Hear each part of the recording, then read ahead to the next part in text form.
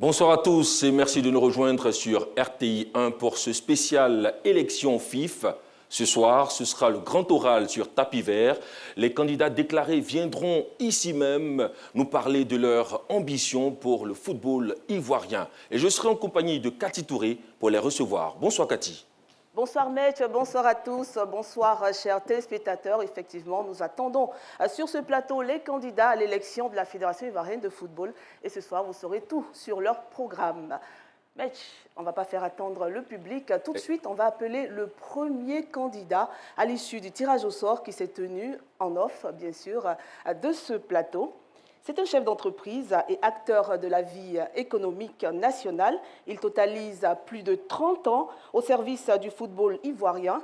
Il s'engage dans le football d'abord à la tête de l'Abidjan University Club de 1980 à 1983. En 1980, il fait son entrée à la Fédération ivoirienne de football en qualité de vice-président sous le mandat du président Ezan Emmanuel. 1984-1998, il intègre le comité directeur de l'ASEC Mimosa en tant que responsable du marketing et sponsoring.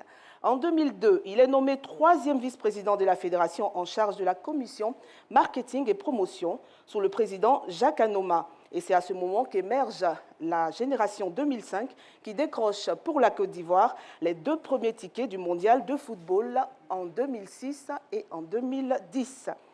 Après cette belle aventure, il dépose le tablier et quitte la Fédération ivoirienne de football en 2011. Mais il ne s'éloigne pas du tout du football puisqu'on le retrouve discrètement en aventure en tant que vice-président du club AFAD. Vous voyez, son palmarès est tellement long. Il veut un pédigré assez important. Bien sûr, il veut le meilleur pour le football ivoirien et conduit pour cette élection la liste rassemblée pour développer. Comme un match de football, nous allons le recevoir avec des applaudissements. Absolument. Recevons le candidat Yacine Idriss Diallo. Sous vos applaudissements. Bien entendu. Bonsoir, Président. Bonsoir, Monsieur Idriss Diallo. Et le deuxième invité, deuxième candidat que nous allons recevoir est cadre de banque. L'ancien joueur de l'ASEC Mimosa des années 80 totalise 27 ans de présence dans le milieu du football ivoirien et 20 ans à la Fédération ivoirienne de football. Il effectue ses débuts de dirigeant de club en 1995, donc au sein de l'association sportive des transporteurs de Bingerville au poste de manager général, poste qu'il va occuper pendant 3 ans. Il crée par la suite l'entente sportive de Bingerville en 1998 et il va être à la tête de ce club jusqu'en 2002. En février 2002, il entre à la Fédération ivoirienne de football en tant que trésorier général adjoint. En décembre 2002, il est nommé secrétaire général de la Fédération ivoirienne de football sous l'ère Jacques Anoma, poste qu'il occupe pendant 4 ans.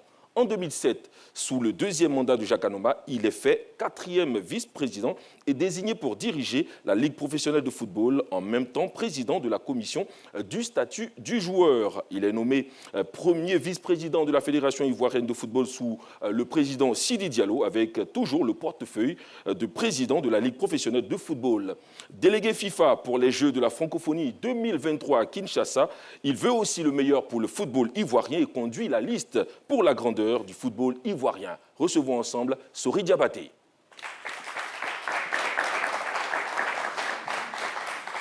Bonsoir. Bonsoir. Tous. Voilà. À l'extrémité, s'il vous plaît.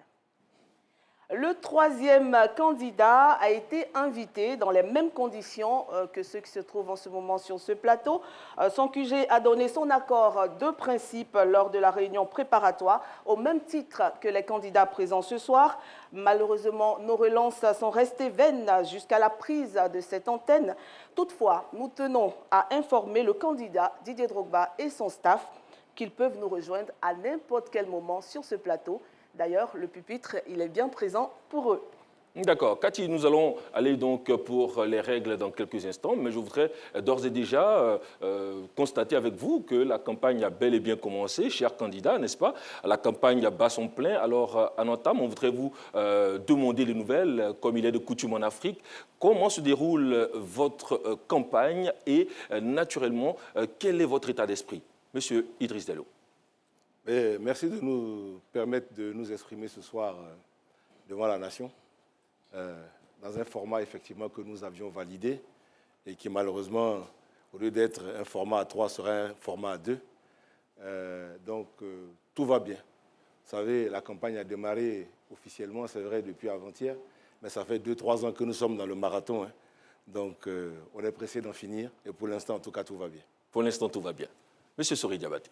Merci pour l'opportunité que la RTI, première chaîne, donne à nous qui sommes candidats à la présidence de la Fédération ivoirienne de football, de nous exprimer et de pouvoir porter à la connaissance des Ivoiriennes et des Ivoiriens qui ont décidé de nous suivre aujourd'hui nos différents projets pour le football ivoirien.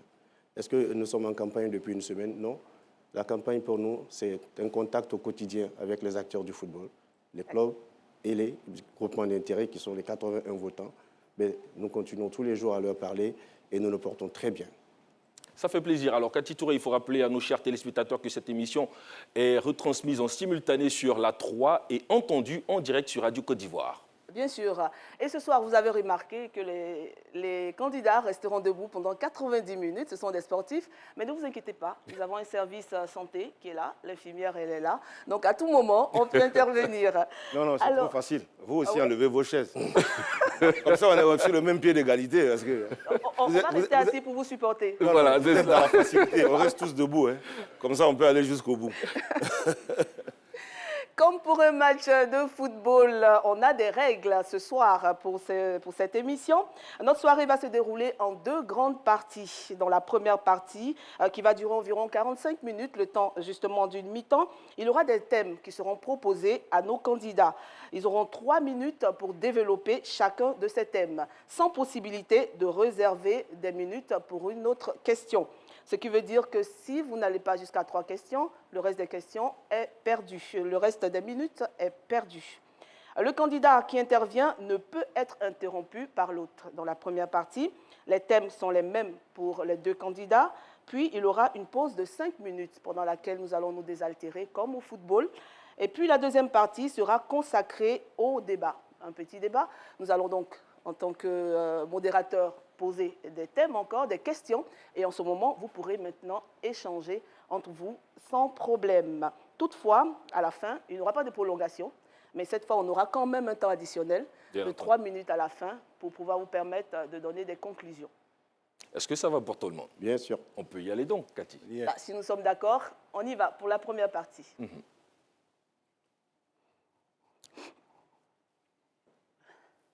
Alors, première partie de cette émission, le premier thème me revient. Il s'agit de présenter succinctement votre programme. Qu'est-ce qui vous a motivé à briguer le poste de président de la Fédération ivoirienne de football? On commence doucement. Hein. Qu'est-ce que vous comptez apporter de plus au football ivoirien? Monsieur Yacine. Ah, vous commencez par moi. À cause du tirage au sort et après, nous sommes 2. Bon. Écoutez, je suis dans le football ivoirien depuis un certain nombre d'années. J'ai commencé quand j'étais étudiant à l'Abidjan Université Club. J'ai continué avec la SEC d'Abidjan. J'ai été à la Fédération ivoirienne de football à 2 reprises. J'ai fondé un club qui s'appelle la FAD. Donc j'ai une expérience, je pense, avérée dans la gestion des activités footballistiques. Oui. Je suis aussi un chef d'entreprise aguerri avec un certain nombre d'expériences. Je suis aussi un candidat qui croit que le football ivoirien mérite d'être mis dans les meilleures conditions et dans la meilleure posture possible. Je suis enfin un candidat porteur d'une vision avec une équipe. Je l'ai dit, je ne suis pas un candidat d'une génération spontanée. Je suis un candidat qui a travaillé sur un projet avec les acteurs du football qui constituent mon équipe, avec aussi des personnes extérieures au football qui sont venues m'accompagner. Et cet ensemble-là nous a permis d'avoir une vision. La vision que nous avons, c'est la transformation du football ivoirien en un football moderne, dynamique, conforme, je dirais, aux ambitions que nous pouvons avoir dans un pays comme le nôtre, qui est dirigé par un président dynamique, avec une vision dynamique. On voit ce qui est en train de se préparer pour la CAN 2023. Nous pensons donc qu'il était opportun, c'était le moment pour nous de venir apporter notre modeste contribution en répondant aux attentes des acteurs que sont les 81 électeurs et que sont aussi les joueurs, que sont aussi les joueuses, parce qu'il s'agit aussi de football féminin. Donc, vraiment apporter notre contribution modestement à la famille du football. Voilà, nous avons estimé donc qu'il était temps de venir. C'est pour ça que nous sommes là. Et voilà, nous allons donc, avec le candidat Sori, justement aller pour la même question. Qu'est-ce qui vous motive tant à vouloir être le pilote de Air FIF? Parce que je suis un enfant du football, je m'identifie comme tel, parce que j'ai commencé comme joueur, et ensuite dirigeant de club, dirigeant de mouvement associatif. J'ai intégré la Fédération ivoirienne de football, où j'ai gravi les échelons, le poste de trésorier général adjoint jusqu'au poste de premier vice-président. J'ai également été appelé à maintes reprises dans les instances de la FIFA, comme instructeur FIFA pendant 10 ans. J'ai été membre des groupes de travail de la FIFA pour l'organisation, de réorganisation des calendriers internationaux et des périodes de compétition. J'ai été quelqu'un qui a, pendant 25-27 ans, été présent au quotidien dans le football. J'ai enseigné la gestion et l'administration du football en Afrique. J'ai installé des ligues professionnelles de football en Afrique dans le cadre du programme Win in Africa with Africa. Et j'ai essayé de mettre en place une administration moderne dans certaines fédérations africaines. J'estime qu'avec tout ce que j'ai fait, j'ai suffisamment d'expérience pour pouvoir donner à mon pays ce que les dirigeants du club, ils étaient une cinquantaine, le 1er mars 2020, m'ont demandé. Quand le président Sidi Diallo a dit « je pars, c'est toi que je vois comme étant mon potentiel successeur », à peine a-t-il donné cette information, les 50 clubs, le 1er mars 2020, à Bassam, m'ont demandé de candidater pour le poste de président de la fédération. J'ai estimé qu'il serait égoïste de ma part de refuser cette offre et de refuser cette possibilité de donner cette expérience que j'ai à mon pays. Et c'est pour cette raison qu'avec les clubs qui sont là, qui m'accompagnent tous les jours, j'ai décidé de me porter candidat à la présidence de la Fédération ivoirienne de football. Cette expérience, tous ces éléments que j'ai cités et tout ce vécu doit servir mon pays, faire de la Côte d'Ivoire, et c'est pour cela que ma vision, c'est de faire de la Côte d'Ivoire une référence dans le football mondial, sur la base du programme que nous avons concocté, mais qui a été fait avec les clubs, eux-mêmes acteurs au quotidien du football. Voilà, je suis là pour vivre ma passion et aider le pays, la Côte d'Ivoire, à développer son football et à être un pays moderne dans les années à venir en termes de football. C'est clair et ça fait naturellement donc plaisir à entendre de la part des deux candidats qui prouvent ainsi qu'à Touré qu'ils sont véritablement déterminés à aller donc à l'échéance. Absolument. Nous allons aller pour le deuxième thème et comme le tirage avait donné donc comme premier intervenant M. Idriss Diallo, on va donc interchanger pour aller avec comme premier intervenant M. Sori Diabaté. Alors, nous parlons de championnat professionnel cette fois-ci pour entrer dans le vif. Comment comptez-vous repositionner notre championnat local et quelles sont les réformes que vous proposez et quel est le plan à proposer également pour ramener le public au stade? Le championnat professionnel, soyons clairs, il s'agit du championnat de Ligue 1 et de Ligue 2, parce que la troisième division est un championnat amateur. Il y en a 14 clubs en Ligue 1. La première des choses, nous devons faire en sorte de respecter les standards du football international. C'est qu'aujourd'hui, le championnat de première division doit se jouer sur... pour les équipes de première division, on doit pouvoir jouer au moins 40 matchs, ce qui n'est pas le cas. Nous avons 26 matchs pour le championnat de Côte d'Ivoire. Nous avons décidé par conséquent d'augmenter le nombre de clubs de Ligue 1, de le faire passer de 14 à 16, ce qui va faire 15 journées en aller, 15 journées au retour, 30 journées. Et nous allons avoir plus de matchs dans les jambes que ce que nous avons aujourd'hui. Donc ça, c'est la première des choses. Au niveau de la deuxième division, nous avons aujourd'hui 24 équipes réparties en deux poules de 12. Et cela fait 11 matchs à l'aller et 11 matchs au retour. Il faut regarder 22 matchs pour une saison, et ce n'est pas suffisant pour avoir de la compétitivité, pour avoir du rythme dans les jambes. Donc ce que nous prévoyons de faire, c'est d'augmenter aussi le nombre de clubs à ce niveau-là. Pourquoi? Parce que nous passons à 30 journées au niveau de la Ligue 1 et nous allons passer à 26 journées au niveau de la Ligue 2. Si vous laissez la Ligue 2 à 24 équipes en deux poules de 12, vous allez avoir un écart de 8 journées entre la Ligue 1 et la Ligue 2 parce que la Ligue 1 va avoir 30 journées et la Ligue 2 va rester à 22 journées. Donc, c'est un aménagement que nous devons faire. Alors, qu'est-ce que nous avons prévu par rapport à Tout cela doit être accompagné de financement, de moyens que nous mettons à la disposition. Quand nous allons arriver sur ces événements, nous allons dire voilà ce que nous mettons à disposition des clubs. Et qu'est-ce que nous allons faire? Aujourd'hui, nous avons fait un travail avec d'autres structures par rapport à la mobilisation des sporteurs et des acteurs du football. Nous avons remarqué quelques difficultés que les Ivoiriens avaient pour se rendre au stade. Et c'est pour ça que nous avons fait en sorte que, dans un premier temps, nous fassions l'éclairage du stade Robert Champrou et le Parc des Sports. Par le passé, nous jouons tous nos matchs à 15 h. Et c'était difficile.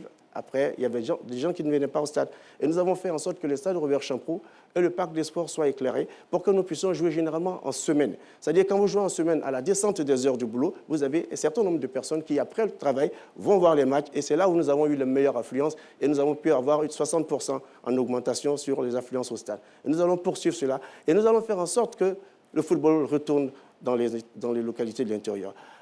Parce qu'avec les stades qui ont été construits pour la Coupe d'Afrique des Nations, on pourra jouer à Korogo, on pourra jouer à San Pedro comme on le fait aujourd'hui, mais on pourra jouer dans des localités où on ne joue pas. Et nous allons pouvoir nous rapprocher de ces différentes localités. Et dans le projet que nous avons lancé également, qui consiste à construire des stades, à réhabiliter les infrastructures qui avaient été construites pour les fêtes de l'indépendance, nous allons faire en sorte de réhabiliter les pelouses. Et dans notre projet infrastructure, vous allez voir que nous avons prévu une pelouse synthétique chaque année dans certaines localités de la Côte d'Ivoire, ce qui fait que les Ivoiriens pourront, dans certaines localités, voir les équipes jouer le championnat de première division. Et nous pensons qu'avec cela, nous allons gagner ce pari.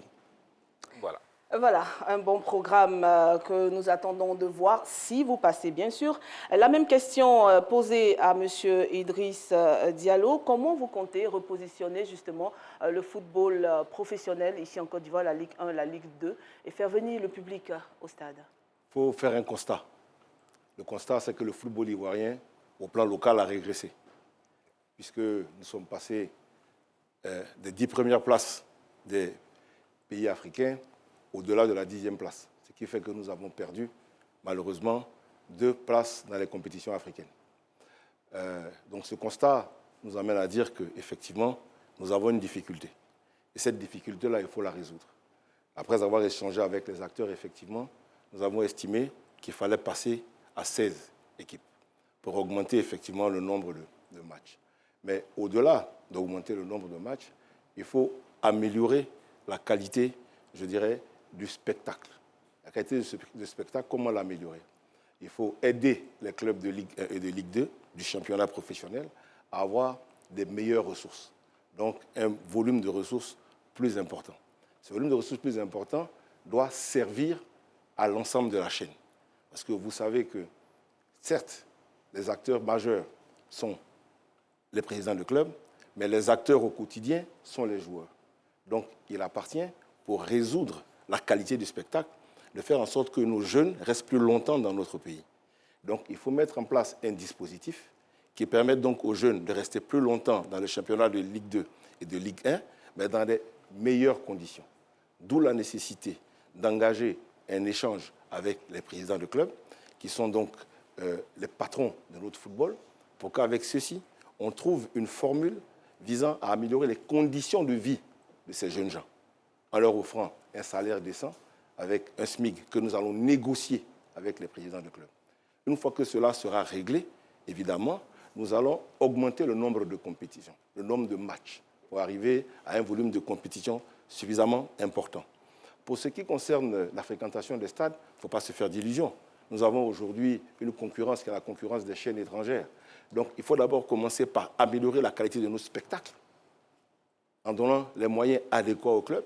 Et dès que le spectacle sera de meilleure qualité, nous aurons la possibilité d'avoir des gens au stade. Ensuite, il faut en faire en sorte de déconcentrer le football. On ne doit pas jouer simplement à Abidjan et à Gagnoa, qui sont les 2 stades aujourd'hui sur lesquels nous jouons. Il faut pouvoir aller jouer dans les autres régions. Et je parlais tout à l'heure des infrastructures que M. le Président de la République a mis à disposition dans le cadre de la CAN. Ça va être une excellente opportunité pour nous de déconcentrer le football. Et quand vous allez faire une activité importante à Korogo le week-end, où les jeunes vont jouer régulièrement à travers les ligues, les parents seront intéressés. Et tout vous allez avoir une dynamique derrière. Donc voilà un peu les recettes que nous proposons. D'accord, c'est bon. Merci. On gagne donc 8 secondes pour le débat. Troisième intervention, troisième chapitre. Donc, il s'agit des éléphants de Côte d'Ivoire. Donc, je m'adresse à M. Yacine. C'est votre tour. Les éléphants de Côte d'Ivoire, on sait, c'est une vitrine, l'une des plus grandes vitrines d'ailleurs du football ivoirien. On a constaté que ces dernières années, les éléphants ne sont pas au plus haut niveau, c'est-à-dire à la Coupe du Monde, on ne sera pas au Qatar d'ailleurs. Quelles doivent être, selon vous, les stratégies à mettre en place pour retrouver nos éléphants, mais aussi quel est le profit d'entraîneur que vous avez en attendant donc, que vous soyez à la fédération et quelle politique pour repositionner justement les éléphants de Côte d'Ivoire? Là encore, il faut partir d'un constat. Vous savez, quand vous avez une approche liée à un projet de cette nature, il faut partir d'un constat. Le constat, c'est que depuis le sacre de 2015, malheureusement, tout est allé, nous sommes allés de Caraïbes en Scylla, avec la grande décadence ces derniers temps. On n'a malheureusement pas pu se qualifier pour le mondial en Russie, déjà. On a aussi loupé le mondial Qatar 2022. Donc malheureusement, on ne peut pas dire que les choses vont bien pour notre équipe nationale. Vous savez, une équipe nationale, ce n'est pas une génération spontanée. Une équipe nationale, ça se prépare. Les pays africains qui ont eu des équipes nationales solides, je me souviens de l'Égypte, c'est parce qu'ils avaient un championnat national de qualité, avec des clubs forts comme le Zamalek et Al-Ahly. Donc, il est fondamental d'avoir déjà un championnat national de qualité. Ensuite, à côté de ça, il faut que vous ayez un encadrement technique suffisamment rigoureux et compétent. Voilà. Nous avons des joueurs de qualité, nous les voyons jouer un peu à gauche, à droite. Mais avoir une panoplie de joueurs ne signifie pas avoir une bonne équipe. Il faut donc avoir un encadrement technique sérieux et solide. Et je disais que l'idée, pour moi, sera de mettre en place un duo constitué d'un ancien joueur ivoirien qui a les diplômes, qui est en activité au plus haut niveau avec des diplômes reconnus, associé à un expatrié. Je n'aime pas beaucoup ce terme, mais associé à un entraîneur, je dirais, compétent et dont la qualité est indiscutable, mais surtout avec des gens qui peuvent avoir un mental d'acier, parce qu'il faut travailler le mental. Malheureusement, en Côte d'Ivoire, c'est la difficulté fondamentale que nous avons. Je rêve d'une équipe commando avec un duo qui va pouvoir gagner un match à la 94e minute pour nous qualifier pour un mondial. Et ça, nous en avons besoin. Et quelque part, nous avons les profils que nous avons déterminés et nous avons même déjà des échanges avec un certain nombre de personnes. Parce que quand vous dirigez, il faut pouvoir anticiper. Donc ma conviction, c'est que dans un premier temps, il faut pouvoir former une équipe que j'ai appelée commando, parce qu'en un an, de maintenant à la CAN 2023, on ne peut pas monter une équipe. Voilà. Donc l'objectif, c'est d'avoir une équipe commando, des joueurs engagés, des joueurs déterminés, qui respectent le drapeau, qui respectent le pays et qui s'engagent au-delà de tout, prêts à faire des sacrifices. Je pense qu'avec cela, le profil que nous avons indiqué et ce que nous allons mettre en œuvre, nous serons capables de faire la meilleure CAN 2023 possible. Tous les investissements qui ont été faits dans ce pays, tout l'engagement qui a été pris par le chef de l'État et son gouvernement avec tous les investissements qui ont été faits, nous devons de faire la meilleure des CAN possibles. Et pour nous, le minimum, c'est le dernier carré, avec une équipe commando. Et l'entraîneur qui sera le numéro 2 de cette sélection, au bout de 2 ans, va prendre le relais, comme dans les autres pays, le Sénégal, nous voyons aujourd'hui le Cameroun, etc. Et ça va nous permettre d'aller de l'avant. Voilà en quelques mots comment nous comptons mener cette réforme.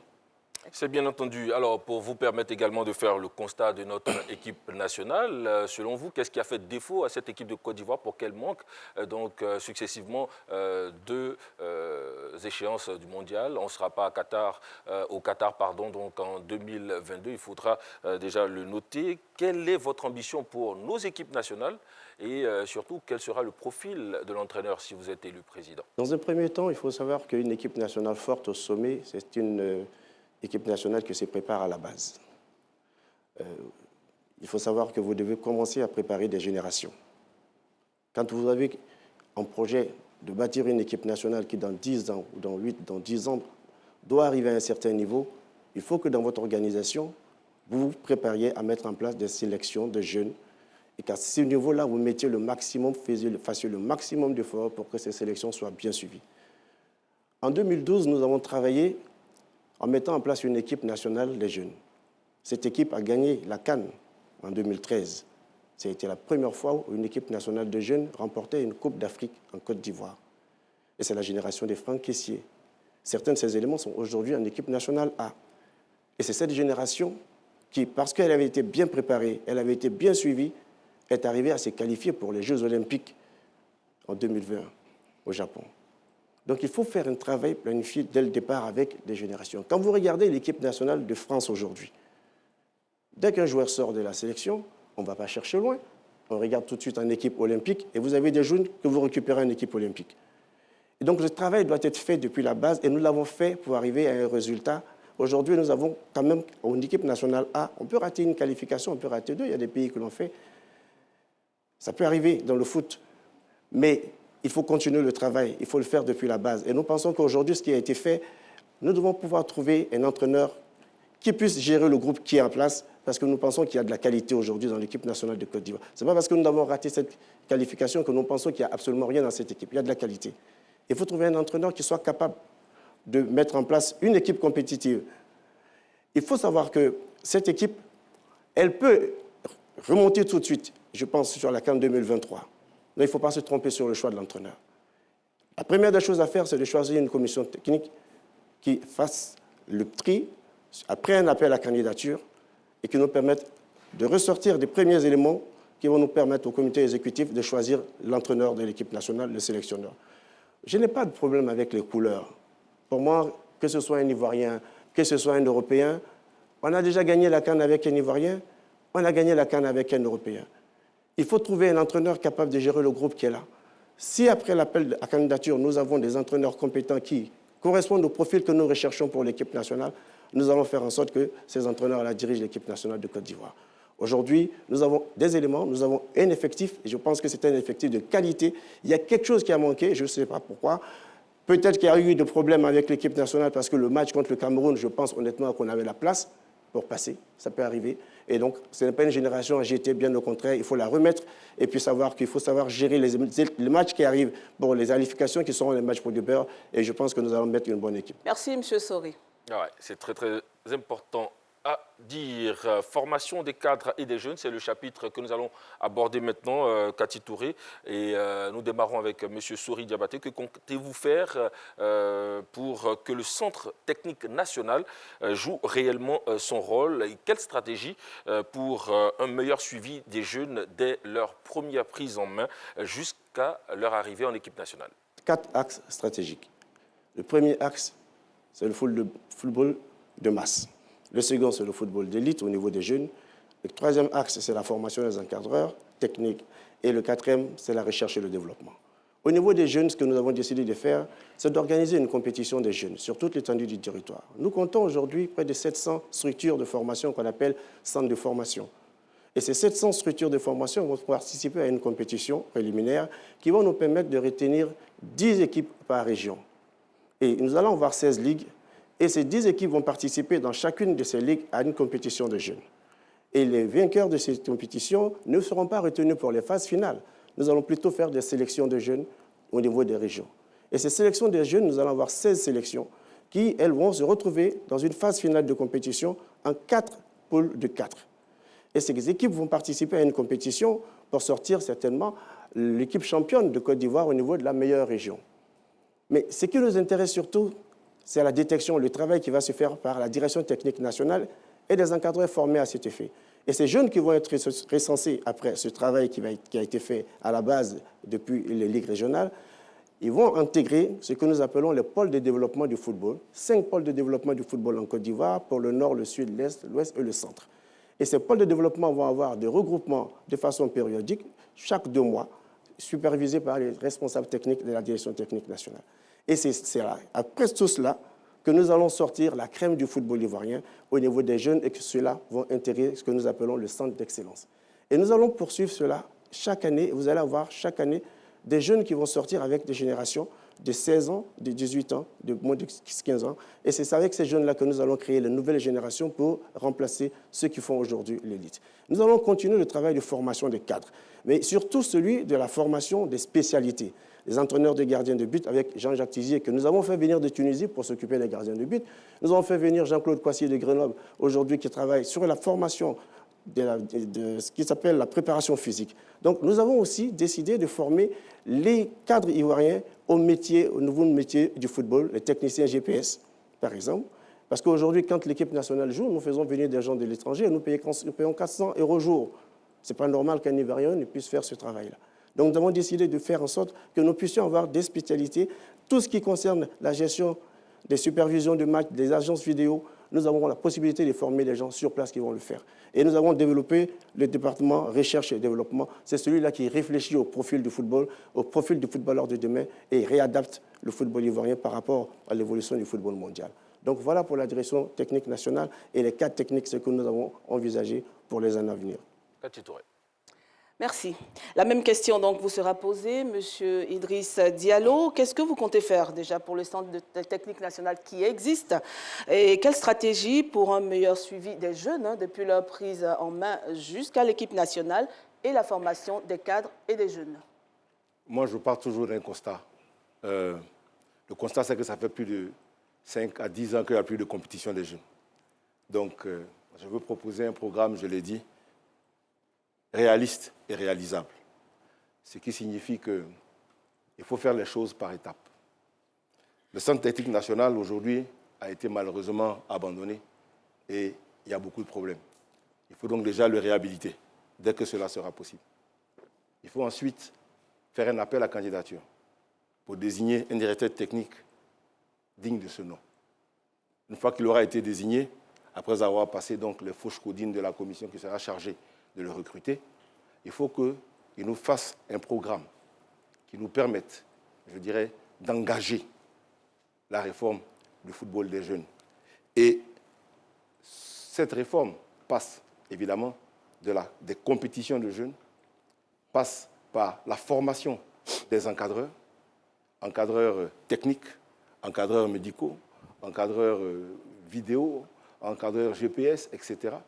Nous avons aujourd'hui beaucoup d'anciens joueurs qui ne savent que faire à la suite de leur carrière. Il faut donc mettre en place des modules de formation pour les reconvertir dans ces différentes activités, histoire qu'ils occupent tout l'espace qui est dévolu, je dirais, à la pratique du football.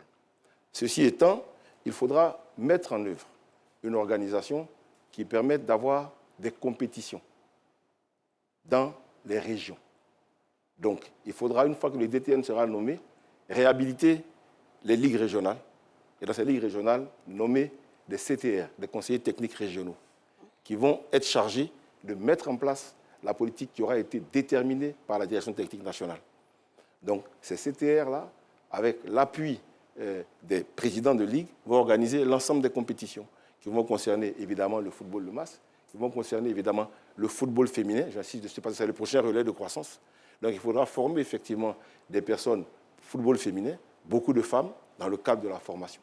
Pour accompagner ça, football de jeunes, football féminin, et puis refaire simplement jouer les clubs de ligue, les clubs de district et les clubs régionaux qui, depuis plus d'un certain nombre d'années, payent une contribution, mais ne font aucune compétition. Donc, il s'agira simplement de remettre les choses dans le bon sens, de façon progressive. Parce que ce qui n'a pas existé depuis 10 ans, on ne peut pas le fabriquer, le faire d'un coup de baguette magique. Donc, nous allons aller étape par étape pour obtenir un travail et des conclusions sérieuses à la fin de notre mandat. Donc, programme et projet réalistes et réalisables. Merci, Monsieur Idriss Diallo. On va donc rester avec vous pour le 5e chapitre qui concerne le championnat amateur. Quelle place pour le championnat amateur, dont les acteurs se plaignent d'ailleurs des terrains sur lesquels ils évoluent, des terrains non conventionnés, mais aussi de leur non-participation aux prises de décision à la Fédération ivoirienne de football, alors qu'ils sont membres. Que comptez-vous faire justement pour ces clubs amateurs? Mais c'est une belle transition. Je vous parlais tout à l'heure des ligues. Donc, il faut réhabiliter les ligues. Nous avons comme projet donc, de réhabiliter les 12 ligues et de donner à ces ligues un budget de 20 millions de francs CFA par an. Ce budget devra leur permettre, d'avoir déjà un siège, parce que ces ligues n'ont pas de siège, de pouvoir les équiper. Et une fois équipés, une fois donc réorganisés, avec l'appui des conseillers techniques régionaux, relancer effectivement les compétitions, comme je vous disais, de jeunes, U15, U17. Et à côté de ça, permettre effectivement aux clubs amateurs, que sont les clubs, parce que les amateurs commencent en division 3. Donc, division 3, et clubs régionaux et clubs de district, d'avoir une compétition. Alors, vous avez dit effectivement, les clubs de district se sont plaints parce qu'ils sont affiliés à la fédération par une affiliation au cours de l'Assemblée générale, mais ils n'ont pas d'activité. Il faudra faire en sorte qu'au sein de ces ligues-là, ces clubs aient une activité. Ces clubs aient une activité régulière, afin de leur permettre évidemment de participer. Mais on va aller un peu plus loin. On considère qu'il faut trouver une place pour ces clubs, comme c'est dans les pays développés. Donc nous allons faire une proposition dès que ce sera possible, dès que nous serons élus pour les prochaines assemblées générales, afin de modifier nos statuts pour permettre donc aux clubs amateurs qui sont en division régionale et en district de pouvoir, à travers leur ligue, désigner un représentant à l'Assemblée générale. Donc ce représentant-là va être présent à l'Assemblée générale et on va proposer qu'il ait droit de vote avec une voix, au même titre que les autres amateurs. L'idée, c'est quoi? C'est de permettre à ces gens-là de participer à la vie de l'association et évidemment de ne pas se sentir comme la dernière roue du carrosse, parce que ce sont des gens qui ont un rôle éminemment important. Vous voyez, qui est à Kounfao, s'il n'y a pas quelqu'un à Kounfao qui a un petit club qui va lui permettre de commencer à jouer en U15, ensuite en U17, etc., comment voulez-vous qu'il puisse évoluer? Donc il faut encourager ce qui est fait par ces personnes-là. Mais il faut les encourager dans un cadre légal, un cadre qui permette donc à tout le monde de pouvoir s'exprimer. Donc nous considérons cela. Mais surtout, j'insiste, le prochain relais de croissance pour nous, c'est le football féminin. Il faudra faire en sorte que pendant qu'on fait tout ça, le football féminin ne soit pas abandonné. Il faut leur donner les moyens de pouvoir participer à ces différentes compétitions dans les ligues, dans les régions, et puis se retrouver après progressivement au niveau de l'élite.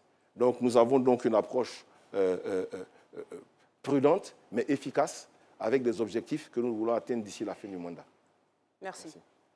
Monsieur Sori Diabaté, que voyez-vous exactement pour justement le championnat amateur? Alors, il faut savoir, quand nous prenions cette fédération en 2011, sous la direction de M. Sidi Diallo, il n'y avait pas de compétition régionale pendant 2 ans. Je parle de l'équipe qui était là, à laquelle j'ai appartenu. Il n'y avait pas de compétition régionale. Nous avons relancé le championnat de D3, enfin, il y avait le championnat D3, mais il n'y avait pas de division régionale. Donc, nous avons relancé le championnat de division régionale. Nous avons créé les districts de foot, district 1 et district 2, pratiquement 250 équipes. Et nous avons organisé ces compétitions de district 1 et de district 2. Ces compétitions se sont arrêtées à l'année où il y a eu la normalisation. Depuis que la normalisation est intervenue, il n'y a plus eu de compétition de division régionale. Il y a eu une petite compétition de division 3 avec 7 journées. On ne peut pas appeler cela une compétition de division 3. À propos du football des districts, il y a pratiquement 250 clubs qui participent aux compétitions. On nous dit des clubs payent de l'argent, ils ne participent pas. Non. Les clubs ont payé l'argent avec leur accord pour que les frais de participation servent à contribuer aux frais d'organisation des compétitions, en accord avec le club lors de nos séances-là. En ce qui concerne le football féminin, quand nous sommes arrivés en 2011, il y avait 6 équipes. Nous avons pris l'engagement de porter ce nombre à 10. Aujourd'hui, nous sommes à 20 clubs qui participent au championnat de football féminin. 10 équipes de Ligue 1 et 10 équipes de Ligue 2. Nous avons une équipe nationale qui est aujourd'hui classée 5e. On ne peut pas dire que le football féminin n'existe pas en Côte d'Ivoire, au plan classement CAF. Et nous avons aujourd'hui, avec le travail qui a été fait, permis de mettre en place une équipe nationale qui a participé à la Coupe du monde de football féminin. C'est la première fois dans l'histoire du football féminin.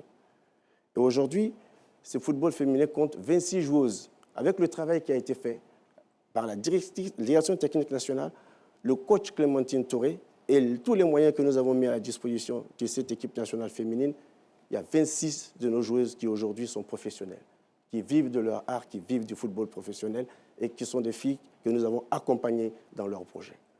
Donc le football féminin, pour nous, doit aller plus loin. Nous avons déjà mis en place la Ligue 1, nous avons mis la Ligue 2 et nous avons commencé avec le coach Clémentine Touré à développer le football féminin à l'école. La possibilité pour nous de faire en sorte que les jeunes filles puissent participer au football féminin, c'est d'aller à l'école et d'organiser des compétitions au niveau de l'école. Et si vous regardez le programme que nous avons élaboré, vous verrez que nous annonçons quelque part des partenariats avec l'OASU. Et c'est une façon pour nous de voir dans quelle mesure nous pouvons accompagner ce football féminin et le rendre beaucoup plus performant que ce qu'il est aujourd'hui. Donc, en ce qui nous concerne, il y a de la place pour le football amateur. Quant au droit de vote des autres divisions, nous sommes d'accord et nous l'avons dit quand nous avons rencontré les équipes, nous voulons une voix pour chaque groupement au même titre que le groupement d'intérêt. Nous sommes naturellement au point 6 avec le football féminin. On va continuer donc avec ce sujet. Est-ce normal que ce championnat soit toujours amateur avec des primes assez dévalorisantes quand on sait que la sélection nationale au niveau féminin a participé aux plus grandes compétitions continentales et à une Coupe du Monde? C'est normal parce que nous avançons doucement. Quand vous regardez ce qu'était ce football en 2011, vous regardez ce qu'il est aujourd'hui. Ce football n'avait pas de subvention. Au niveau des équipes de football féminin, il n'y avait pas de subvention. Nous avons été les premiers à leur donner la somme de 2 500 000. Et nous sommes arrivés à un moment où nous avons payé des salaires à ces jeunes filles pour leur permettre d'avoir un certain niveau de vie, s'entraîner régulièrement pour bien représenter la Côte d'Ivoire aux compétitions internationales. Quand elles se sont qualifiées pour la Coupe du Monde, nous avons mis à disposition de ces filles un minimum de rémunération pour qu'elles puissent se mettre dans les bonnes conditions pour travailler. Aujourd'hui, le football féminin, nous avons décidé d'en faire une ligue de football féminin. Parce que nous voyons ce que la FIFA recommande fortement au niveau du football féminin. Donc nous avons décidé de créer une ligue de football féminin qui, cette ligue, va organiser, avoir son autonomie administrative et avoir suffisamment de moyens et avoir son calendrier et gérer ses compétitions de façon convenable. Et c'est ce qui est demandé aujourd'hui à travers le monde pour moderniser davantage le football féminin. Quand vous avez vu ce qui s'est passé avec la Coupe du monde de football féminin en France, vous voyez qu'il y a réellement un engouement pour le football féminin. Et quand vous regardez ce que nous avons décidé de faire depuis un certain nombre d'années, nous avons décidé d'accompagner toutes les initiatives au niveau du football féminin. Et le nombre de clubs s'est accru. Aujourd'hui, nous avons suffisamment de clubs, pas encore, mais nous avons 20 clubs dans cette compétition des dames. Et nous devons tout faire pour améliorer le niveau des formateurs et le niveau des arbitres. Donc, dans la partie qui est le programme 6 de le point 6 de notre programme, nous avons développé une formation pour les arbitres dames, pour inviter le plus de dames à participer à l'arbitrage du football féminin. Nous avons aussi eu des schémas de formation que nous avons mis en place pour tout ce qui concerne les entraîneurs de football féminin. Il y a eu des séances qui ont été organisées par la Direction technique nationale en relation avec la FIFA pour que de plus en plus de dames s'intéressent au football féminin et viennent entraîner des filles plutôt que d'avoir des hommes qui entraînent les filles dans le football féminin. Et c'est un projet que nous avons déjà lancé avec la Direction technique nationale et des séances ont eu lieu. Et nous allons continuer pour que le football féminin, qui aujourd'hui est une priorité pour nous, soit l'un des meilleurs en Afrique. Vous savez que c'est la première fois dans l'histoire du football ivoirien que le football féminin a éliminé le Nigeria 11 fois champion d'Afrique. Ça n'était jamais arrivé. C'est le travail que nous avons fait qui nous a permis d'éliminer le Nigeria pour les qualifications pour les Jeux olympiques 2020. Ça, c'est un exploit et nous devons pouvoir continuer dans ce sens.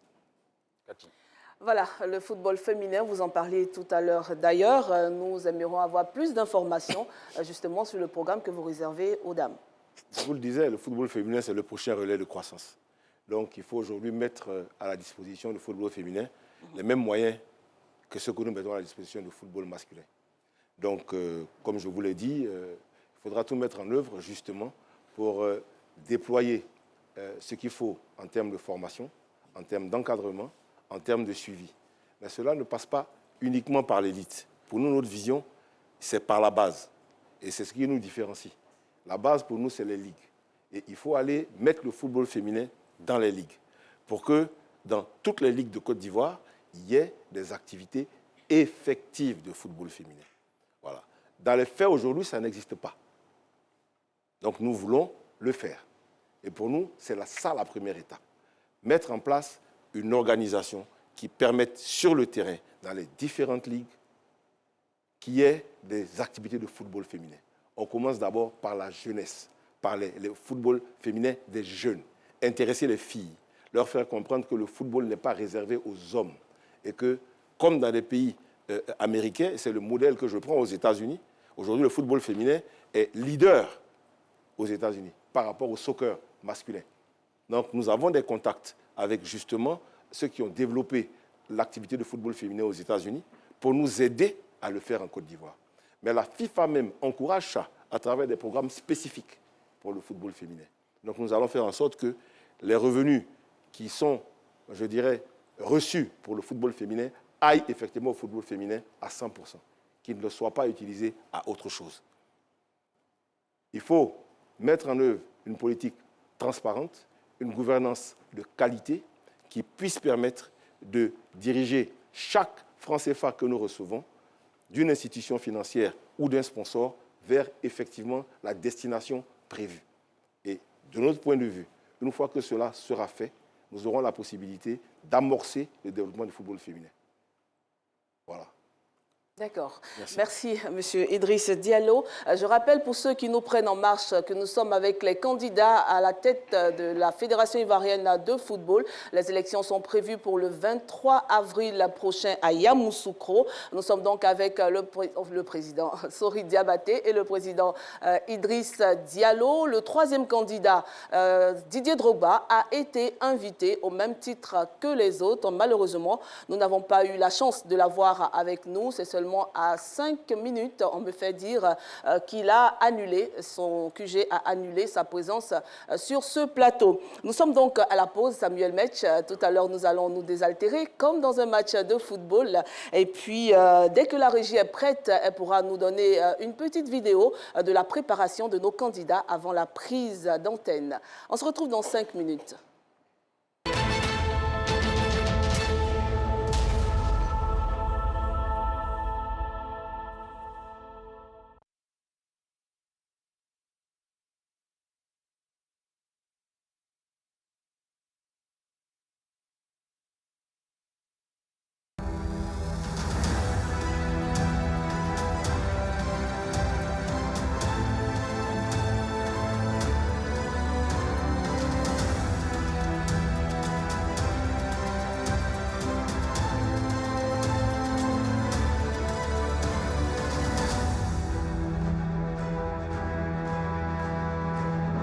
Nous sommes très heureux de répondre à l'invitation de la RTI.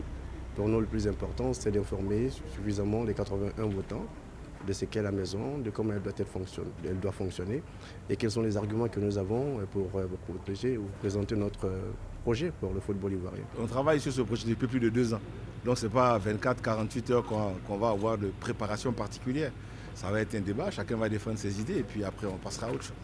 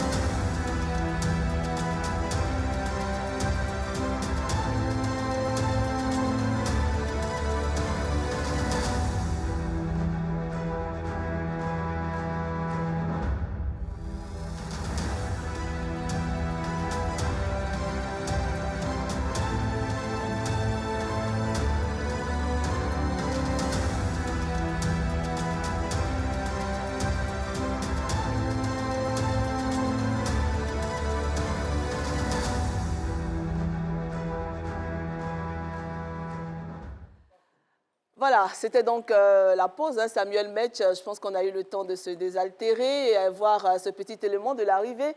Les candidats n'ont pas eu l'occasion de voir, mais tout à l'heure, nous avons vu ce petit élément de l'arrivée et de la préparation des candidats avant de venir sur ce plateau. On rappelle, Samuel Metch, que ce n'est pas seulement sur RTI 1 qu'on peut suivre cette émission. Et oui, cette émission est suivie également donc, en simultané sur la 3 et entendue en direct sur Radio Côte d'Ivoire. C'est l'ensemble du groupe RTI qui est mobilisé pour cette émission inédite et spéciale avec les candidats déclarés donc, à la présidence de la FIF, Fédération ivoirienne de football. Kati Touré l'a rappelé, l'élection est prévue pour le samedi 23 à Yamoussoukro, au pied de la basilique. On aura enfin donc, le nom du tout nouveau président de la Fédération ivoirienne de football. Mais pour l'heure, ils sont là pour le grand oral et tous les candidats au même titre ont été invités à cette émission. Malheureusement, donc, un des candidats a décliné à la dernière minute donc l'invitation, ce qui nous permet d'avoir deux candidats, donc M. Sori Diabaté et M. Idriss Diallo. Cathy Touré, nous allons aller maintenant pour le débat. La deuxième partie donc de cette émission.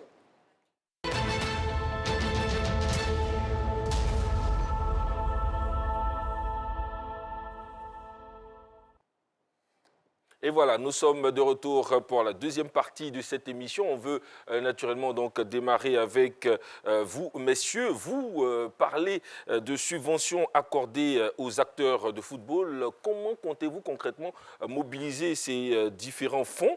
Et puis, pour parler de M. Sori Diabaté, dans l'une des sorties, il compte sur l'État pour réaliser une partie donc, de son projet de 48 milliards. Doit-on s'inquiéter concrètement?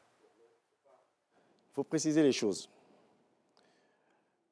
La partie à laquelle vous faites allusion, ce n'est pas une partie du projet. C'est l'annexe du projet qui parle de financement avec des ressources que nous allons mettre à la disposition des joueurs dans ce que nous appelons projet héritage de la CAN 2023.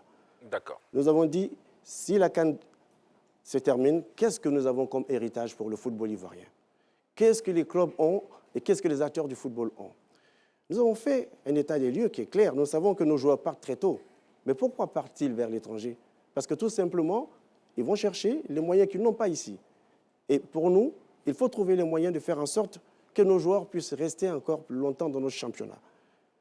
Quand ils partent de la Côte d'Ivoire, où est-ce qu'ils vont jouer? Pour la plupart du temps, ils sont en Afrique du Nord. Pour ceux qui ne vont pas très loin, c'est en Afrique du Nord. Pour combien par mois? Pour 500, 700 000. Nous disons, OK, nous pouvons demander à nos autorités, mais c'est nous, tous les clubs de Côte d'Ivoire, ce n'est pas un projet, c'est une réflexion qui est présentée à tous les acteurs du football pour leur dire, écoutons, rassemblons-nous, il y a une piste de réflexion, comment faire pour garder nos joueurs dans nos championnats? Le président du COE Sport de San Pedro est là.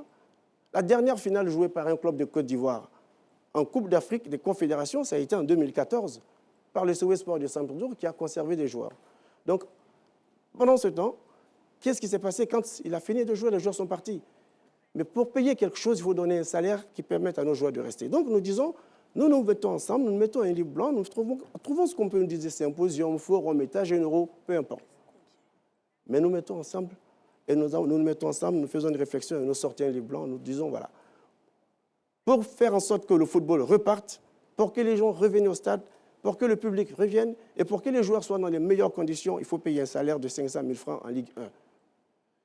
Pour 20 joueurs, 300 000 francs en Ligue 2 et 200 000 francs en 3e division. Mais ces salaires, il faut les payer. La fédération aujourd'hui ne peut pas payer ces salaires. Quand vous faites un calcul sur toute une année, c'est autour de 5,5 milliards, en prenant en compte aussi la rémunération des entraîneurs. Et nous disons, comme cela s'est fait dans certains pays, comme cela s'est fait dans certains pays qui se qualifient très souvent pour le carré d'as des compétitions africaines et qui remportent tous les trophées. Il faut que la pompe soit amorcée par l'État. Que nous trouvions le moyen de dire à nos autorités, si vous voulez, après cette Coupe d'Afrique des Nations que nous avons organisée avec beaucoup de moyens financiers, nous saluons les efforts de l'État, que le football ivoirien revienne à la surface et que le football ivoirien soit compétitif au plan international, il faut l'accompagner, comme certains pays l'ont fait. Monsieur Idriss Diallo, vous avez le droit de réagir. Nous sommes dans la partie débat. Voilà. Donc, vous n'êtes pas obligé de le laisser aller jusqu'à la fin de son propos. On ne peut pas m'interrompre non plus, je peux parler quand même. Parce non, il n'y a pas de souci. Je voulais juste relancer pour ne pas que Rassurez-vous. Voilà. Voilà. Oui, il n'y a pas de Donc, souci. il faut le laisser développer. Vous avez le droit, Donc, en tout cas. Donc nous avons dit, voilà ce qu'il faut faire. Il faut proposer cela à nos autorités pour dire, comme cela s'est fait dans certains pays d'Afrique du Nord, il faut que l'État nous accompagne. Peut-être directement sur les caisses, mais via certaines sociétés d'État, on trouvera les moyens de trouver la somme de 6 milliards de francs par an. Je ne dis pas je vais le faire en 2023. Je ne dis pas je vais le faire en 2024. Je dis nous allons le faire ensemble en présentant un projet à nos autorités pour dire nous avons besoin d'accompagnement. Voilà pour ce qui concerne cette partie. Ouais. Donc, d'accord. Donc, sur les subventions que nous mettons à disposition du football ivoirien, nous avons estimé que le budget moyen d'un club de Ligue 1, c'est un montant de 200 millions aujourd'hui pour un club qui va jouer le championnat de Côte d'Ivoire pour se maintenir, pas forcément pour être champion de Côte d'Ivoire. Nous estimons par conséquent qu'apporter un financement qui représente 50% de ce budget, c'est déjà pas mal. C'est ce que nous faisons aujourd'hui pour c'est ce que nous prévoyons également pour la Ligue 2. Où est-ce que vous allez trouver justement ces fonds? Et nous trouvons, mais quand on mettait notre fédération de Sidi Diallo en place, le budget, la Ligue 1, c'était 38 millions de francs CFA. Quand nous sommes arrivés, nous avons mentionné dans notre programme que nous allons donner 50 millions à chaque club de Ligue 1. On nous a dit, vous n'allez pas tenir 6 mois. Mais nous avons fait 9 ans. Et nous sommes passés de 38 millions à 75 millions parce que nous avons trouvé les ressources. Et nous avons signé avec des partenaires. Nous avons obtenu des ressources avec le droit télé. Nous avons obtenu des ressources avec la parafiscalité. Mais nous avons obtenu des ressources qui nous ont permis de respecter tous nos engagements jusqu'en 2020. Et c'est la même chose. Nous avons les annonceurs, nous avons les partenaires annoncés qui sont prêts à nous accompagner pour que ces engagements soient tenus. Et nous les avons fait déjà sur 2011 à 2020. Tous les engagements qui ont été pris ont été honorés. Tous, sans exception. Tous les engagements qui ont été pris ont été honorés. Et donc, nous allons répéter cela. Si nous prévoyons de donner 100 millions, et nous pensons pouvoir donner 100 millions sur la base de ce que nous avons déjà dans le pipe, dans les négociations que nous avons déjà dans le pipe, dans les partenaires qui sont déjà prêts à nous accompagner. Ce n'est pas une vue de l'esprit. C'est un projet qui a été élaboré avec des personnes ressources et avec des personnes qui nous accompagnent depuis que nous avons lancé cette campagne. Et je crois que M. Idriss vient intervenir. Merci. Merci, Sori, pour ton développement. Moi, j'ai un petit souci quand même, parce que Sori n'est pas le premier venu dans le monde du football. Ouais. C'est quelqu'un qui a une grande expérience et qui a été présent de façon continue ces dernières années.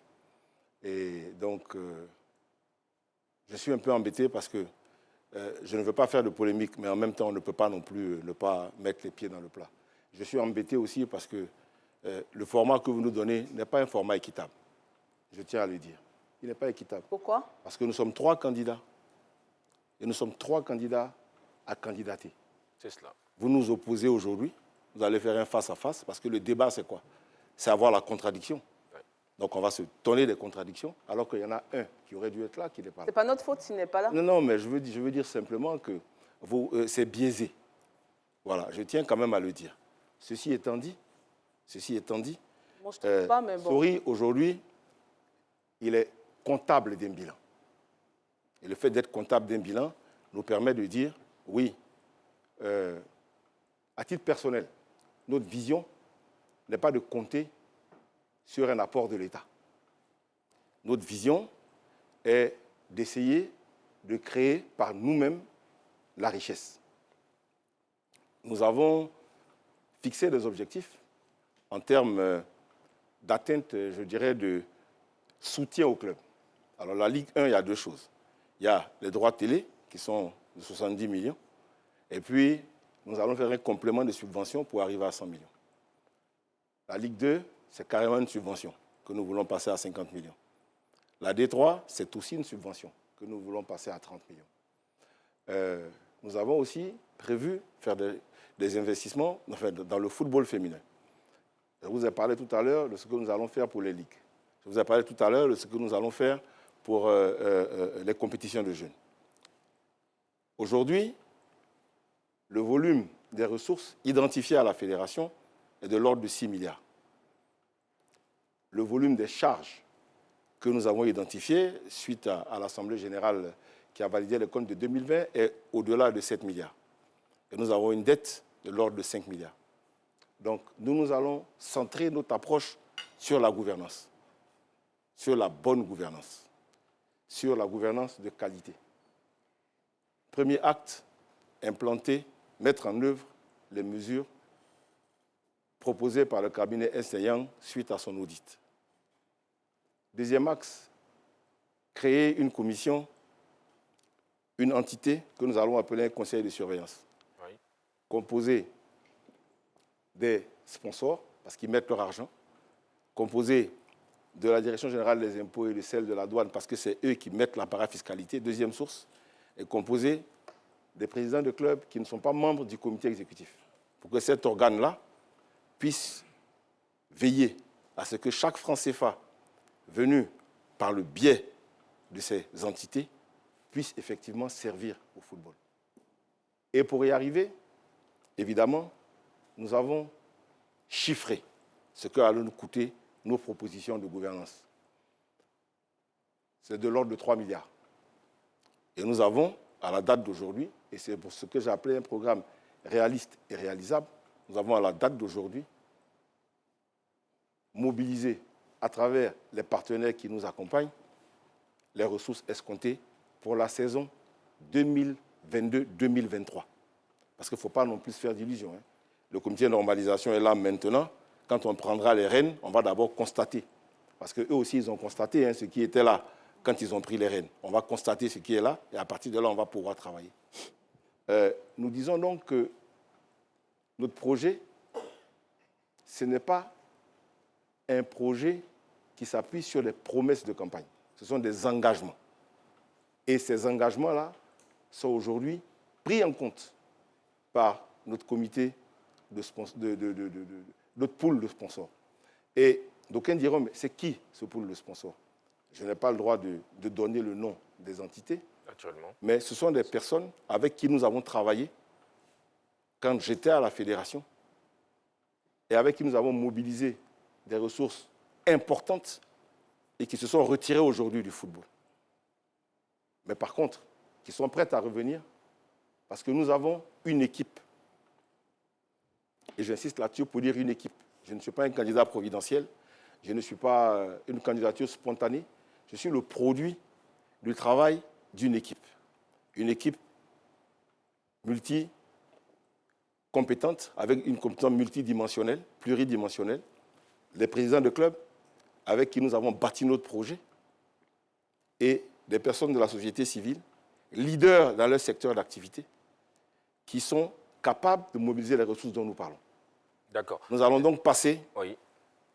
de 6 milliards de ressources à 9 milliards de ressources pour pouvoir faire face à l'ensemble des besoins que nous avons escomptés.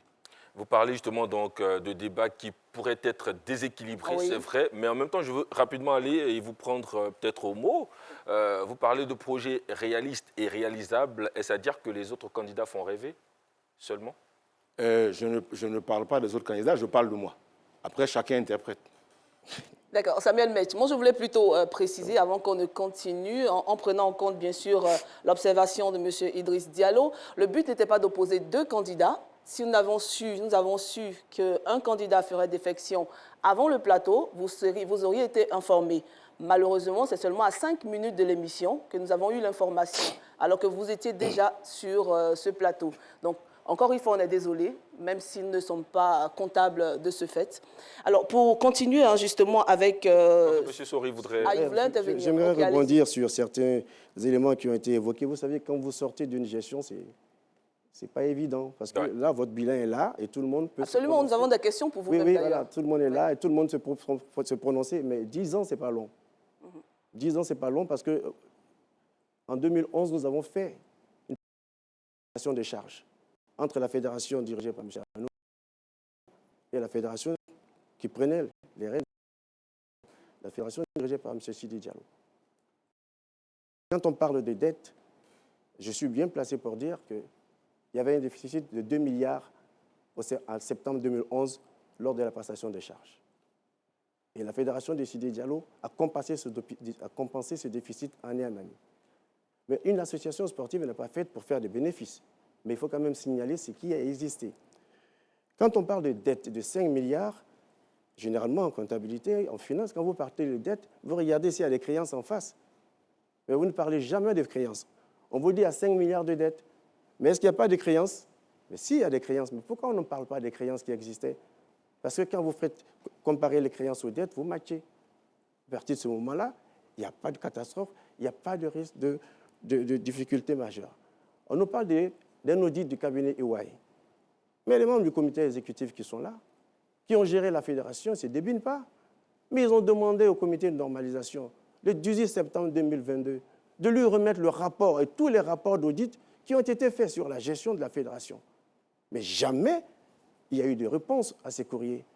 Si vous voulez juger, si vous voulez donner des idées, ou vous voulez émettre un avis sur une gestion, mais donnez la possibilité à ceux qui ont été à la gestion de cette structure de se prononcer. Ça n'a jamais été fait. On entend parler de rapports de cabinet d'audit, EY et autres. Mais que voulez-vous que nous répondions à tout cela?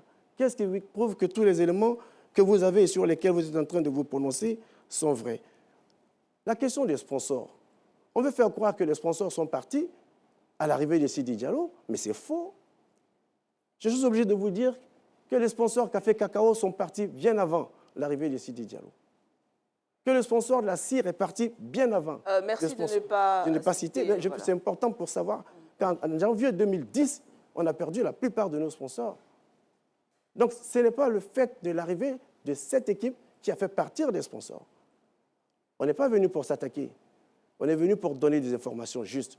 Mais on ne peut pas accepter de prendre des coups comme on en reçoit depuis le début. Et je peux vous dire que les gens se sont retirés du foot parce que tout simplement, ils estimaient à un moment donné mais qu'ils ne trouvaient pas leur compte. C'est tout. Mais quand l'environnement économique change, parce qu'en 2011 également, quand nous sommes arrivés, c'est une fédération qui s'est installée après la crise. Donc il y a eu beaucoup de difficultés. Aujourd'hui, le contexte économique a beaucoup évolué. Et ce que nous avons fait, et le projet que nous avons fait, nous estimons que c'est un projet qui est réaliste. Et nous avons été pratiquement les seuls à présenter un projet, à le budgéter et à présenter les chiffres.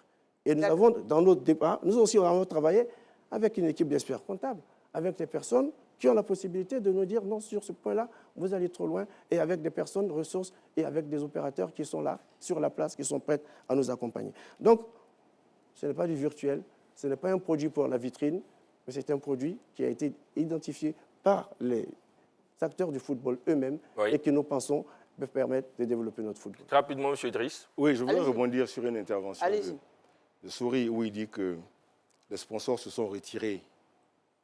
Je veux bien. Mais vous savez, quand vous attaquez un sponsor au tribunal, quand vous êtes président d'une fédération, que vous attaquez un sponsor au tribunal, sponsor qui vous a accompagné pendant plus de 10 ans dans l'évolution de votre football, vous donnez un très mauvais signal. À partir de ce moment-là, qu'est-ce que vous voulez que les sponsors fassent? C'est tout ce que je peux dire. Malheureusement, ça a été le cas. On n'avait jamais vu ça auparavant. Et sur la question des subventions, on voudrait rapidement... Bon, allons-y. Vous allez poursuivre. On va pas faire de voilà, exactement.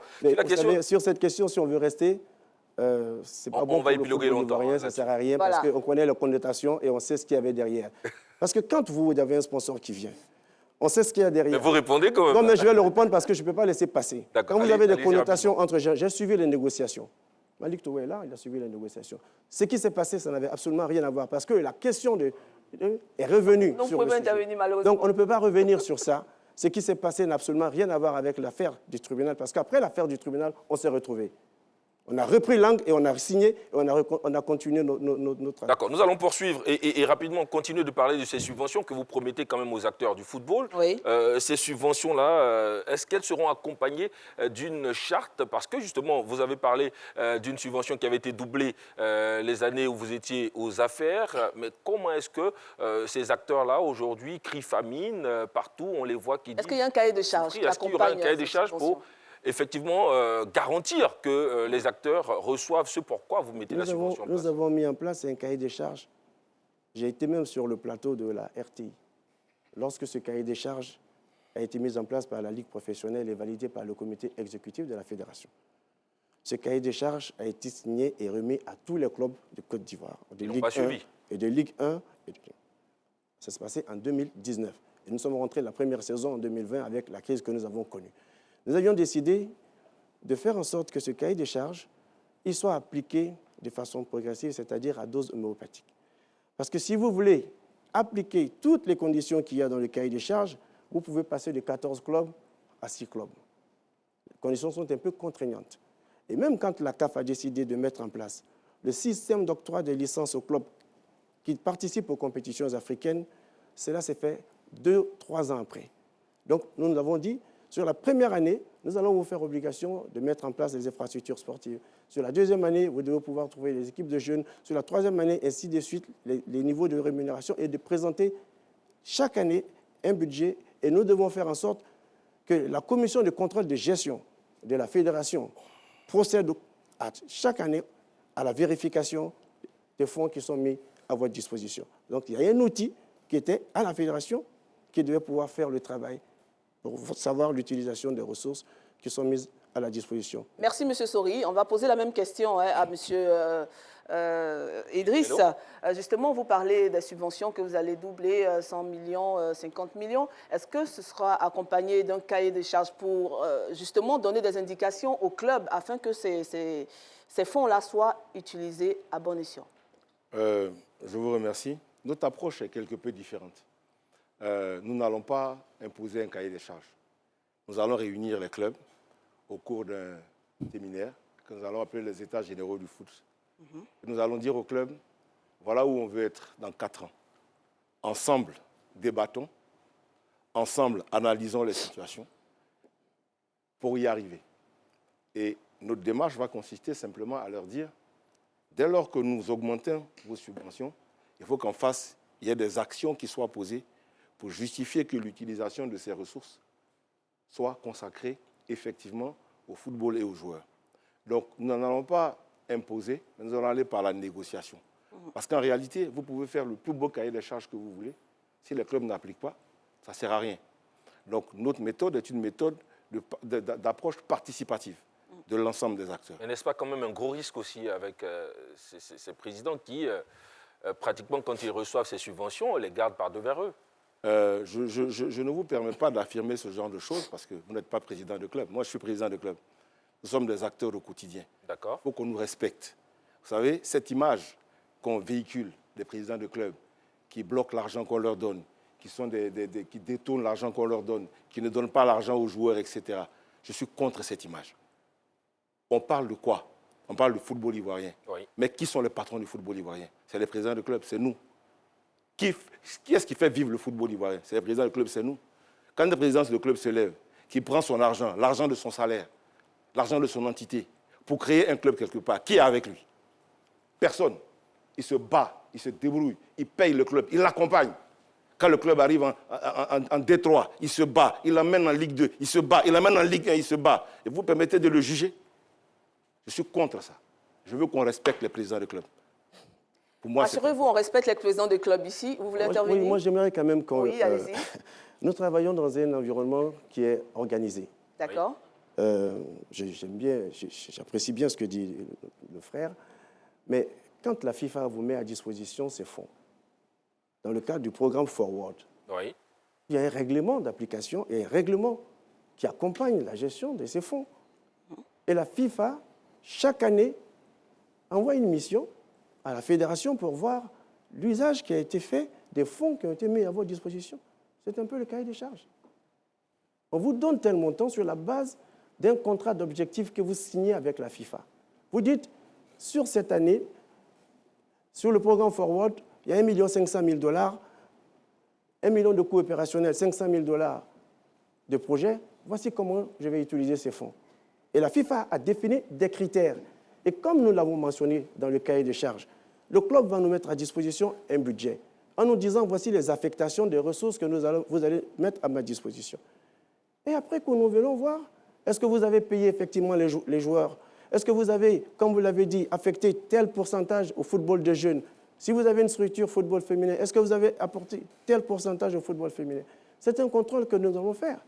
Mais si nous ne faisons pas cela et que nous laissons, nous disons, nous ne mettons pas de cahier de charges en place, après, qu'est-ce que vous avez comme moyen pour dire au club, écoutez, vous ne travaillez pas dans les dispositions que nous avons qui prévoient le football? Alors, Monsieur Sori, permettez-moi d'intervenir. Justement, puisque vous parlez de fonds de la FIFA, on a entendu beaucoup de choses. Beaucoup. Le CONAFIF qui a dit que vous avez refusé un audit de la fédération, justement, merci de la de FIFA. me donner... Qu'en est-il? Merci de me donner cette occasion. Nous n'avons jamais refusé. La FIFA nous a adressé un courrier pour nous dire que nous allons faire un audit judiciaire. Vous savez, l'audit judiciaire, il ne se fait que quand vous avez été l'objet d'une sanction. Or, nous n'avons pas été sanctionnés. Et nous avons écrit à la FIFA pour dire nous ne comprenons pas ce courrier. Est-ce qu'il s'agit d'un audit judiciaire ou d'un audit statutaire comme vous avez l'habitude de le faire? La FIFA s'est reprise pour dire qu'il s'agit d'un audit normal et donc ce n'est pas un audit judiciaire. Alors nous avons dit nous sommes disposés à vous recevoir. Le 14 mai, la FIFA nous envoie un auditeur pour dire nous voulons auditer vos fonds forward. Les fonds forward sont les fonds de développement que la FIFA met à la disposition de toutes les fédérations. Cet auditeur arrive. Nous le recevons, Maître Roux est là, avec le directeur exécutif et moi. Nous le recevons avec 2 agents du Price Abidjan. Et nous dit, nous voulons auditer les fonds forward. Et nous disons à cet auditeur, nous n'avons pas reçu les fonds forward. Les fonds forward ont été mis en place par la FIFA en mai 2017 avec effet rétroactif au 1er janvier. Mais depuis cette date, la FIFA ne nous a rien donné. Et ça m'étonne. Mais pourquoi je suis là alors? On lui dit, mais nous ne savons pas. Qu'est-ce que vous voulez auditer? Et on dit, mais vous avez reçu des fonds? On dit oui, on a reçu 100 000 $ pour le football des jeunes qui ont été déjà audités par vos collègues le 4 avril. Et ce étudiant nous dit, écoutez, étant donné que vous n'avez pas reçu les fonds, je veux voir avec ma hiérarchie si c'est encore nécessaire de faire cet audit. Il part de chez nous et on entend dire qu'il a été chassé. Il a été reçu dans nos locaux et il n'a jamais été chassé. Et nous avons écrit pour lui demander de revenir faire son audit. Il a déchargé sur le courrier, il n'est jamais revenu. Et quand ce dossier est arrivé à la FIFA, que nous nous sommes retrouvés à la FIFA pour expliquer cela dans le bureau de Madame la secrétaire générale, tout ce qui avait été pris comme décision nous concernant, qui avait été une décision de sanction par défaut, eh bien tout cela a été levé parce que c'est nous qui avions raison. D'accord. Alors Samuel Metch, on va parler aussi des joueurs, hein, du salaire des joueurs. Ben ouais, quand même, le salaire des joueurs, il faut en parler. Que comptez-vous faire pour les joueurs ivoiriens qui, naturellement, vivent, pour qu'ils vivent enfin de leur salaire? Parce qu'on en parle, il semble qu'il n'y a pas eu de problème ou que les joueurs ne se plaignent pas, mais on les a vus se plaindre sur certaines vidéos, partout sur les réseaux. C'est vrai, les présidents de clubs sont à saluer pour toute l'abnégation qu'ils mettent au travail, mais il y a quand même des problèmes. Absolument. Tout à fait. Il y a des problèmes et justement, ces problèmes, nous comptons les régler par une approche de négociation. Je vous ai dit que nous allons organiser un séminaire au cours duquel nous allons nous rencontrer, nous allons nous parler. Et nous allons dire aux présidents de club, messieurs les présidents, aujourd'hui, nous voulons faire évoluer le football. Nous voulons le faire aller vers l'avant. Nous voulons faire sa transformation. Cette transformation nécessite des engagements de votre part vis-à-vis de la fédération. La fédération va donc augmenter vos ressources. Nous vous demandons, à compter de ce jour,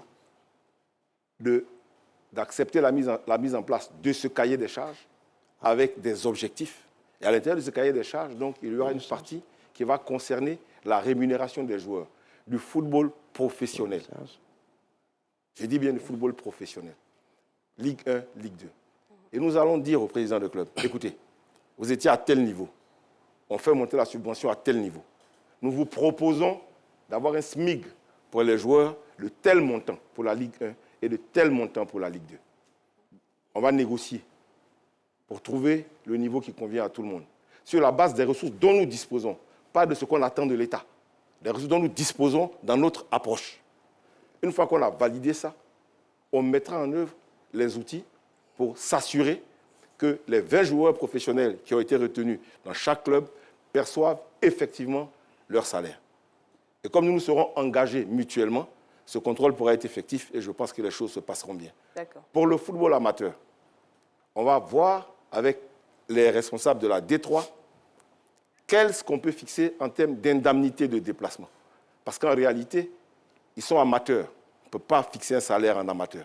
On va fixer des indemnités, on va trouver le nom et on va les accompagner dans ce sens.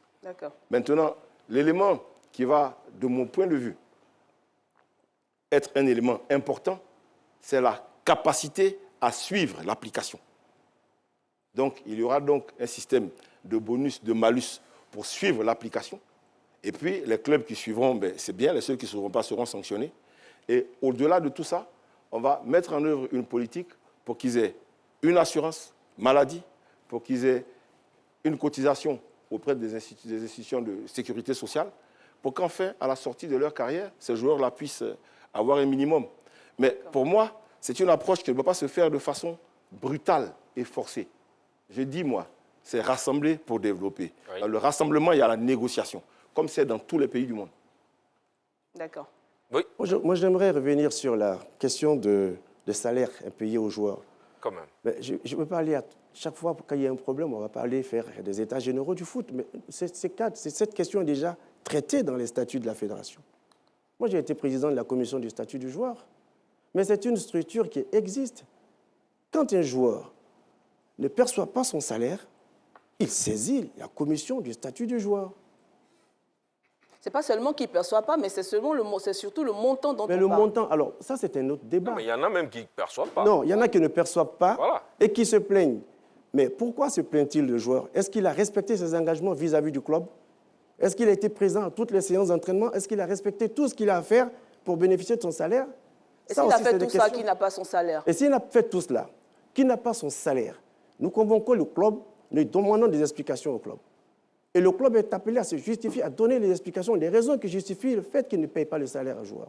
Et la commission du statut du joueur convoque et le joueur et le club, entend les parties. Et à l'issue des discussions, la commission du statut du joueur prend une décision. Et elle impose au club de payer le salaire du joueur si le joueur a raison. Et si cela ne se fait pas, la fédération prélève sur les subventions et les dotations financières qui sont payées aux joueurs, qui sont payées à la fédération, au club, pour payer le salaire du joueur. Il y a eu des cas comme ça que vous avez Mais bien sûr, appelez Lago Bailly, il est là. Appelez Lago Bailly, fait à son âme Salaka à Norbert. Il y a eu des cas comme ça où des joueurs ne percevaient pas leur salaire. Mais quand on a décidé de régler cette question, ça a été réglé tout de suite par le prélèvement sur les subventions. Alors, il ne faut pas aussi que les gens se cachent derrière ces histoires de salaire qui est insignifiant. On ne payera pas dans le football de Côte d'Ivoire le salaire que vous voyez dans les championnats européens. Il ne faut pas se leurrer, ce n'est pas la même chose. Il y a un contrat qui est fait entre deux parties. L'employeur, qui est le président du club, et le joueur. Mais le SMIC en Côte d'Ivoire, c'est 60 000.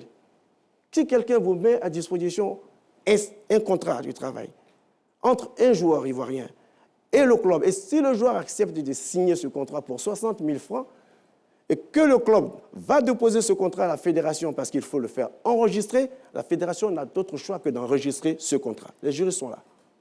Vous ne pouvez pas refuser de re-signer et d'enregistrer un contrat avec un joueur qui a un salaire de 60 000 francs parce que c'est le SMIC. Vous comprenez? Maintenant, on peut, d'accord, dire, bon, on a décidé de donner une rémunération de 200, 300, 400 000, le montant qui sera convenu. Si les deux parties sont d'accord, que ce montant-là est dans un contrat, que vous ne le mettez pas en application, à ce moment-là, vous êtes sanctionné. Donc, il y a un cadre déjà dans lequel nous évoluons pour ces questions-là. On n'a pas besoin d'aller aux États généraux. D'accord, je pense qu'on va aller un peu plus. Il nous reste seulement que 7 minutes, puisque nous avons promis un temps additionnel à chacun pour la conclusion. On va donc réserver 4 minutes, 2 minutes chacun pour la conclusion. Mais moi, je veux rapidement revenir. Vous savez, si on ne parle pas de ces 4 milliards avec les éléphants de Côte d'Ivoire, ça serait un peu bizarre. Alors, oui. M. Sori Diabaté, vous l'avez dit, hein, vous sortez d'un comité où on fait un constat. D'ailleurs, M. Idriss fait le constat. Où sont passés ces 4 milliards-là? Alors, il faut savoir que les 4 milliards, c'est 2 étapes. Il y a 2 milliards et quelques et 100, on était ensemble à la fédération. Idriss Diallo et moi. C'est sur la période 2002 à 2011.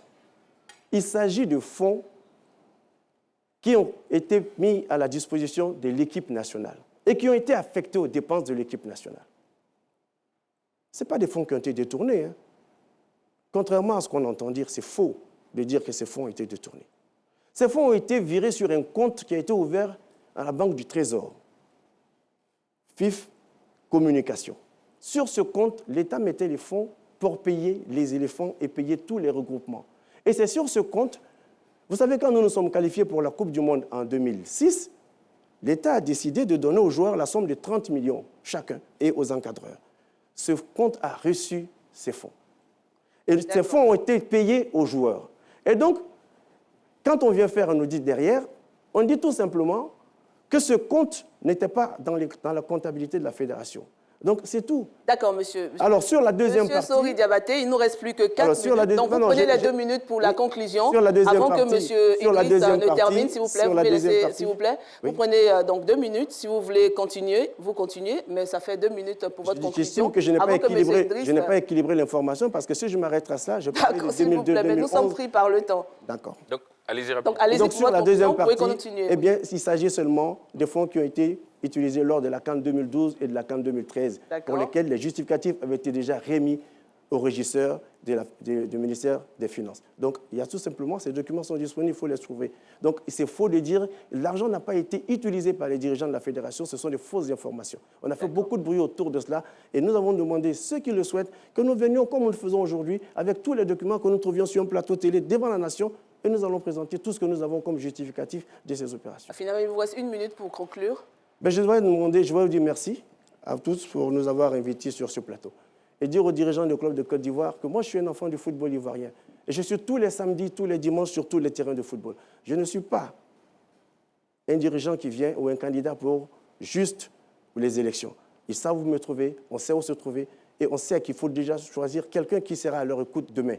Parce que ce qui est important pour eux, c'est de trouver un interlocuteur disponible. C'est quelqu'un qui connaisse le football et qui sait pouvoir discuter des questions de football avec eux. Parce que moi, je parie, il y a beaucoup d'entre nous qui ne vont pas au stade. Parce que les week-ends, c'est fait pour des vacances.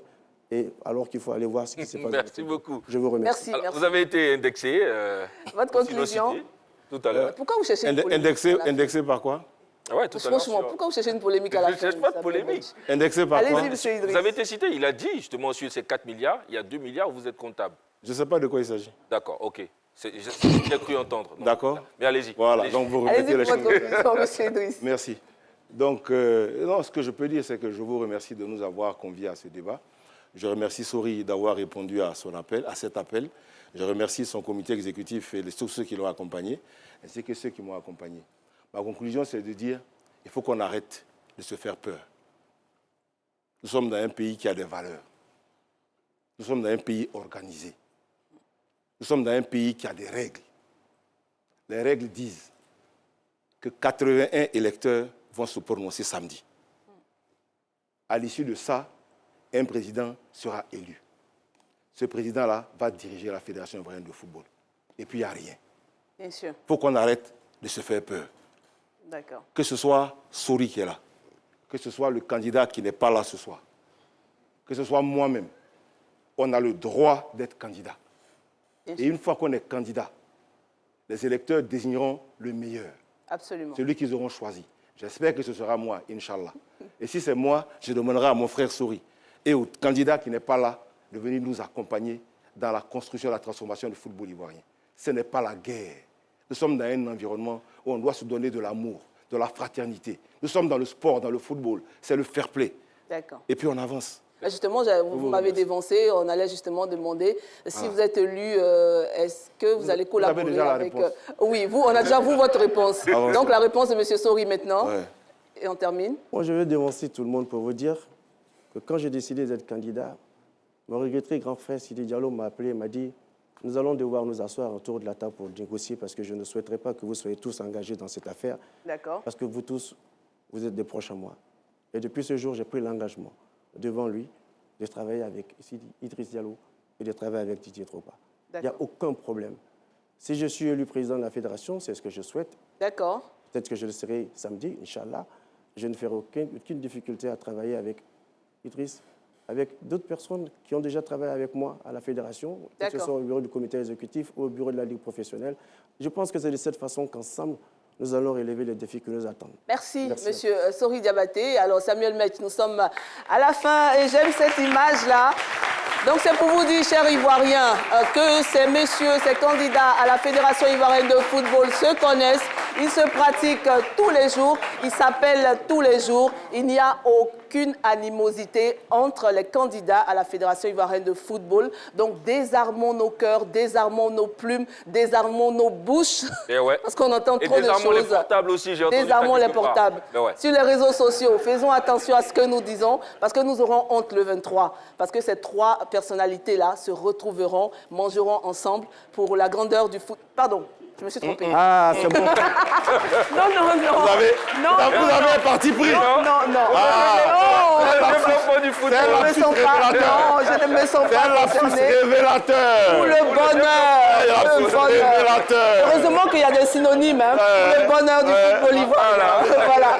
Merci à tous et puis on se retrouve à la fin, au soir du 23, pour fêter avec l'un ou l'autre, tout simplement. Non, non, elle a 6 innocents. Merci et à bientôt. Au revoir. Ouais.